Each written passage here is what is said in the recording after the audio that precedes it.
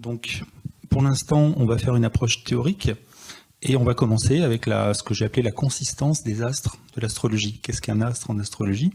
Pour qu'on voit un petit peu de quoi on parle. On va commencer avec les étoiles de l'astrologie contemporaine. Et donc, j'aime bien commencer avec celle-ci, avec cette image-là. Grâce au logiciel Stellarium, qui est un logiciel d'astronomie gratuit qu'on peut télécharger sur Internet, j'ai représenté la constellation du Sagittaire, qui est devant ici la Voie lactée. On ne va pas rentrer dans les détails. Et en fait, on voit des dizaines, des centaines d'étoiles, et certaines de la constellation, d'autres qui ne sont même pas visibles à l'œil nu. Et c'est juste pour dire que l'astrologie ne se réfère à aucune de ces étoiles. Donc, dans l'astrologie, en fait, il n'y a qu'une seule étoile. Donc je vais parler de, techniquement, ce qu'on appelle l'astrologie tropique, la plus répandue. La seule étoile, c'est le Soleil. Donc c'est vrai qu'en général, on mélange un peu ces choses-là. L'astrologie, c'est entre guillemets, la science des étoiles, ce genre de choses. En fait, non, pas vraiment. Quand on pratique l'astrologie, on ne se réfère pas comme ça aux étoiles. Il y a une toute petite minorité d'astrologues qui essayent, mais c'est vraiment une minorité. Donc l'une des questions qui va revenir régulièrement, c'est est-ce que le ciel de l'astrologie, c'est vraiment le ciel? Est-ce que c'est le ciel réel? Est-ce que c'est autre chose? Autre question qu'on peut se poser, là je ne vous ai montré que des étoiles, mais l'astrologie se réfère bien sûr à ce qu'on appelle les astres errants, c'est-à-dire ceux qu'on voit se déplacer au fil des jours, des semaines et des mois, quand on observe le ciel, à savoir les planètes, le Soleil et la Lune. Donc ici, nouvelle représentation.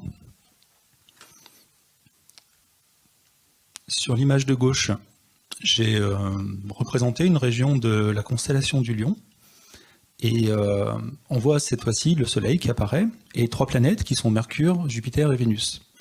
Donc cette image-là, en fait, c'est ce que j'ai appelé le ciel des astronomes, dans le sens où c'est le ciel qu'on peut observer avec un télescope, on va dire, si on enlève l'atmosphère terrestre.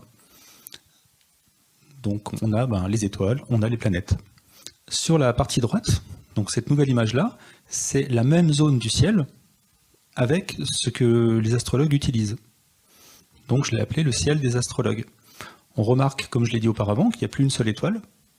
Donc ça, c'est constant. Et il y a une deuxième chose, c'est qu'en fait, on voit qu'il y a un alignement. En fait, quand on est en astrologie, on ne travaille pas sur les positions réelles des planètes, telles qu'elles sont dans le ciel. Il y a des calculs qu'il faut faire pour calculer des positions, qui vont être des positions théoriques. En fait, la ligne passe à peu près là. Et donc, les positions des planètes vont être projetées sur cette ligne. Donc Jupiter doit être par là, elle est projetée là, alors que Vénus doit être plutôt ici, et donc elle, pof, elle se retrouve là. La question, c'est pourquoi cet alignement? Parce que c'est quand même étrange. Donc je ne vais pas en parler ce soir, parce qu'en fait c'est long. Et j'ai abordé la question dans une conférence que j'ai donnée l'année dernière à Bruxelles, et qu'on peut retrouver sur le site Scepticisme Scientifique. Donc comme la conférence est filmée, vous pourrez aller chercher, c'est l'épisode 321, il y a les slides, et donc j'explique longuement pourquoi on a cet état de fait, et c'est lié en fait à l'histoire de l'astronomie ancienne. Donc le ciel des astronomes, c'est vraiment le ciel réel, celui qu'on observe, qu'on voit directement, et le ciel des astrologues, qui est un ciel finalement assez virtuel.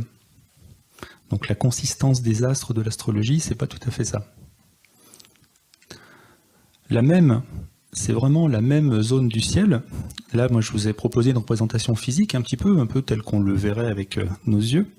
La représentation qu'utilisent les astrologues, c'est celle-là.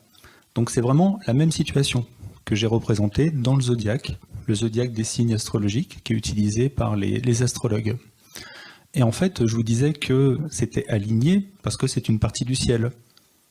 Mais si on suit la ligne, elle va faire, on va dire, le tour du ciel, et en fait, on retrouve un cercle.